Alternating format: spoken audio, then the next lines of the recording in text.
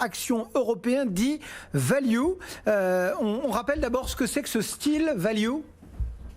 Oui, bien sûr. Alors, les gérants value cherchent à estimer la valeur intrinsèque des sociétés et à investir dans les titres qui paraissent sous-valorisés.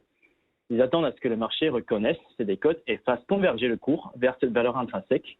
Et ces sociétés sont décotées car ce sont souvent des entreprises qui traversent des périodes de difficulté ou qui se trouvent dans des secteurs déjà matures et à faible croissance, comme le secteur financier ou les industries plus traditionnelles. Et en revanche, les gérants de style croissance investissent dans des sociétés qu'ils estiment capables de croître plus vite que le reste du marché et qui sont souvent dans des secteurs qui progressent plus rapidement, comme la technologie. Et ces gérants sont souvent prêts à investir dans les sociétés à des niveaux de valorisation plus élevés. Alors, on sait que le style value, comme on dit, a plutôt été à la traîne ces derniers temps. Est-ce qu'on peut parler d'un rebond récemment ? Bon, c'est vrai que le style value a sous-performé le style croissance en Europe et d'ailleurs comme aux États-Unis depuis quelques temps. Alors, sur les 10 dernières années en Europe, l'indice value a gagné 4% par an contre presque 9% pour l'indice croissance. Alors, ce qui a conduit certains investisseurs à jeter l'éponge sur le style value. Mais on vient aussi d'assister à un rebond spectaculaire des titres value en novembre, où ils ont gagné 19% en un mois, qui est la meilleure performance mensuelle des titres value sur les 10 dernières années.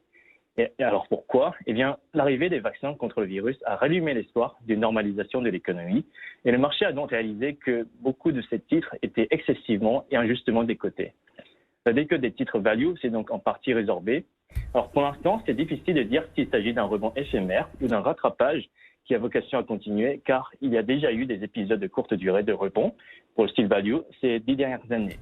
Mais ce qui est clair, c'est que les styles croissance et value performent plus ou moins bien selon les conditions et les cycles de marché, et il est donc raisonnable de garder un portefeuille bien diversifié avec des fonds gérés de façon complémentaire. Alors justement, penchons-nous sur ces fonds et grâce à vos bases de données chez Morningstar, est-ce que vous avez quelques idées de fonds actions européennes typés value à nous recommander ?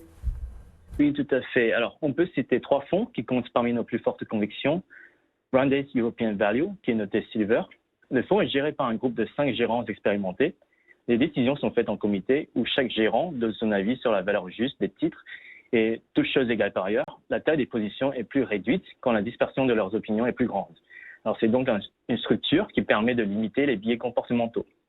Le deuxième fonds, M&G European Strategic Value, reçoit une note de bronze. Il est géré par Richard Hall depuis 2008. Le gérant commence par classer les actions par leur valorisation mesurée en ratio de price to book. Ensuite, il concentre sur les 25% des sociétés les moins chères selon ce classement, sur lesquelles il va effectuer une analyse rigoureuse, notamment sur leur santé financière, afin d'éviter les sociétés qui sont malmenées pour des bonnes raisons. Et finalement, on peut aussi mentionner le fonds Franklin Mutual European. Les gérants de ce fonds cherchent à investir dans les sociétés qui ont une décote importante par rapport à la valeur intrinsèque. Ils se distinguent des autres gérants value par une attention très poussée à la capacité de ces sociétés à générer du cash et également aussi au comportement des dirigeants envers les actionnaires. Le fonds est noté bronze par nos analystes. Merci beaucoup pour ces quelques idées d'investissement signées Samuel Lowe depuis Morningstar, tandis que le marché est toujours assez hésitant, moins 0,1%, 5544 points pour le moment.